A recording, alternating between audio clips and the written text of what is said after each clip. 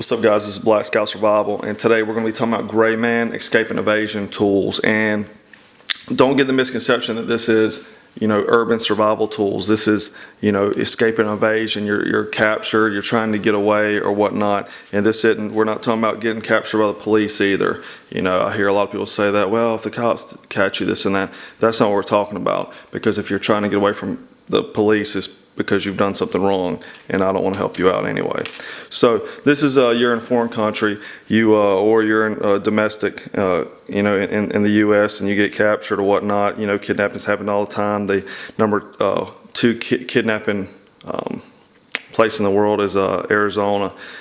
So you've got to be careful of this kind of stuff, and I'm not saying carry all this stuff on you at one time, because that would be a bit paranoid, but carry what you need or what you think and kind of implement in your kit and layer it on yourself.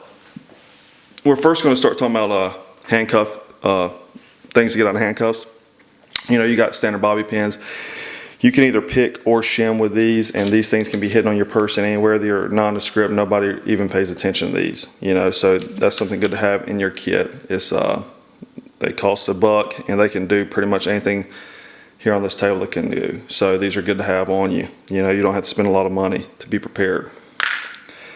The next thing is handcuff shim. We sell these in our store, but you can get them a lot of other places as well.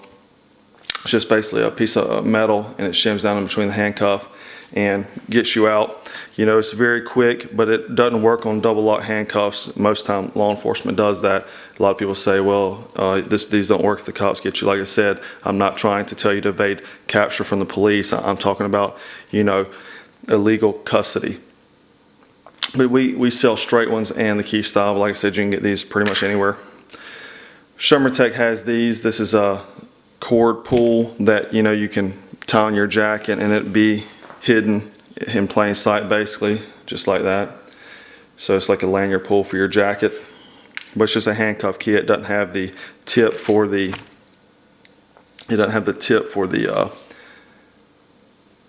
double lock there. Then you have just standard handcuff keys. These are good, but if you get metal detected or whatnot, they'll pick these up. But these are good to have. They don't cost very much money, and you can hide them on your person as well. Or you can even just, cut this down, cut this section off, and just carry this piece here, carry the bar. Then we have the universal handcuff keys we sell in our store.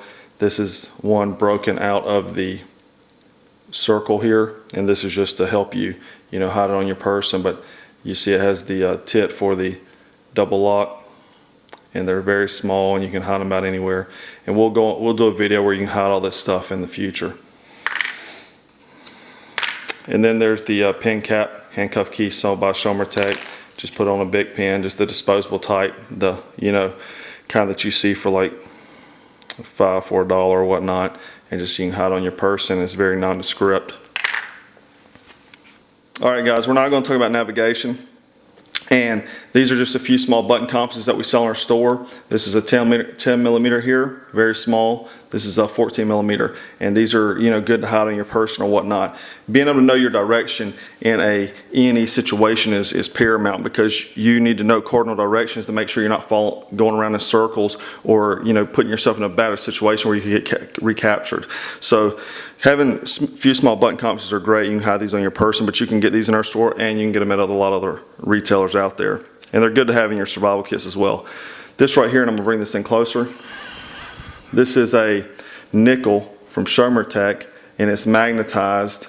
You can see just standard, but you can see a groove in there where you can tie a piece of cord, piece of thread in there, and the head will face north to give you a good sense of cardinal direction. Are you going to do extreme navigation with this? No, but it'll give you a sense of direction. This is nondescript, and you can hide it on your person. So that's just another tool for the toolbox. And then move these out of the way. The next thing is a small ferrocerium rod. Fire is good to have. You may never know when you may need a fire in an E&E situation. It may be for your own survivability, but it could be to make fires for send them in that direction or whatnot, kind of like a diversion. But just something good to have, you know, something small to have on you.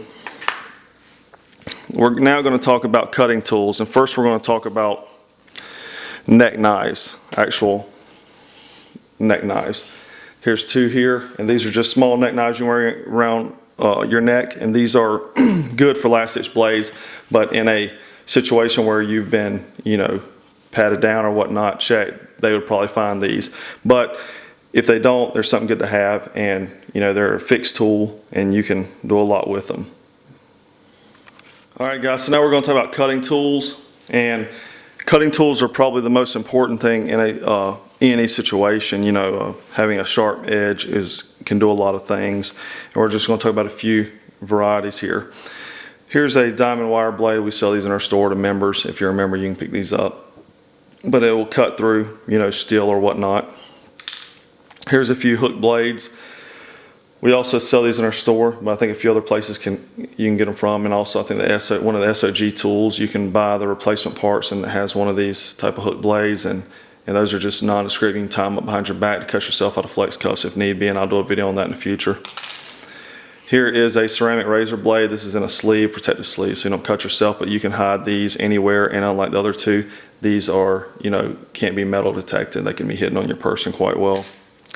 Then you have just a generic hacksaw blade. These things are cheap. You can get them pretty much anywhere. Like I said, everything, your gear don't have to, you know, cost $1 million. You can get stuff that'll work for a fraction of the cost. You can get these at hardware stores, chop them down, and this will do a lot of, has a lot of utility for you. Then just something like a razor blade. You know, this to get things done. They can be hidden on your person, you know, nondescript. You can put in your soles or whatnot. Like I said, we'll do a video on where to hide all these tools in the future. But something cheap, like I said, your gear don't have to cost a lot of money. And I'll show a video on how to make a credit card knife with a razor blade in the future. Another thing is two other things. Just a commando wire saw. You know, I take these rings off, but you can hide these, thread these into your, you know, hems of your pants or wherever you're in your clothing. And these things can do a lot of work for you, and they can be used as a weapon if need be. Something called a garrote, if you're familiar with that. And then here's a small, just folding razor saw. We sell these in our store, but you can get the versions from other places that just have the blade and the hacksaw separate. But I like this because they are combined, and I don't have to waste my time carrying two different tools around. But this saw will cut through steel, and the razor blade is common sense.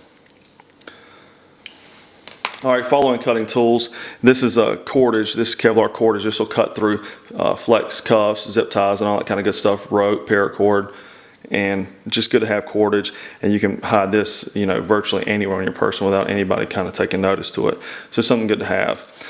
The last thing I'm going to talk about today is lock picks. Just some very small lock picks. These are Bogotas, and you can get a few different sizes. You can get them from us in the store, and there's a lot of other places that sell them as well.